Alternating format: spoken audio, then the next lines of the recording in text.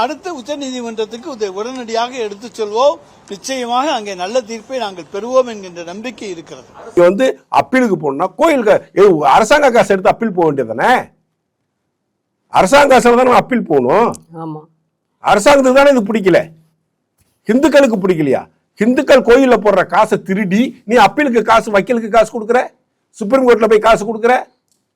14% எடுக்கிறாங்கம்மா maintenance, கோயிலை maintain பண்ண வர்றோம் அப்படின்னு சொல்லிட்டு 14% எடுத்துக்கிறாங்க. 4% 12% எடுக்கிறாங்க. 4% ஆடிட்டிங்னு எடுக்கிறாங்க. அங்க ஆடிட்டிங்கே நடக்கிறது இல்லை.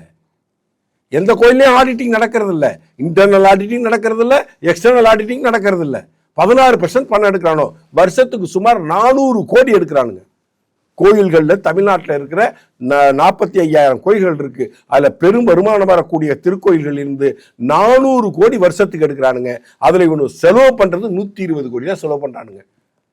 ஒரு வருஷத்துக்கு 280 கோடி கோயில் பணத்தை எடுத்து நீ கையில வச்சிருக்கில்ல, அந்த பணத்தை எடுத்து வழக்காடு. அந்த பணத்தை தொட மாட்டேங்கிறானுங்க.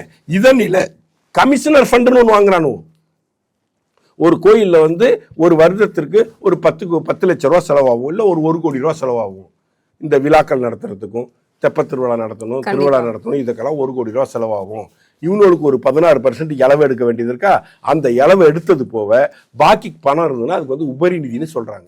அந்த உபரி நிதியிலேருந்து கமிஷனர் ஃபண்டுன்னு ஒன்று வாங்குறானோ தனியா. அந்த கமிஷன் ஃபண்ட் எடுத்து நீ வழக்கு நடத்த வேண்டியதானே?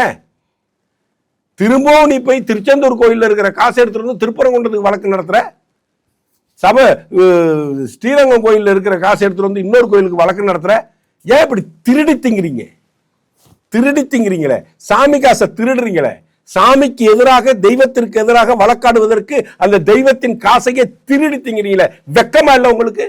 நீங்க அப்பீலுக்கு போகணும்னா தமிழக அரசு இந்த வழக்கு தொடர்ந்து அப்பீலுக்கு போகணும்னா ஸ்டாலின் அவங்க அப்பா விட்டு காசு எடுத்துட்டு அப்பீலுக்கு போகணும். இல்ல சேகர் பாபா அவங்க அப்பா விட்டு காசு எடுத்துட்டு அப்பீலுக்கு போகணும். கோயில் காசை திருடி போக கூடாது.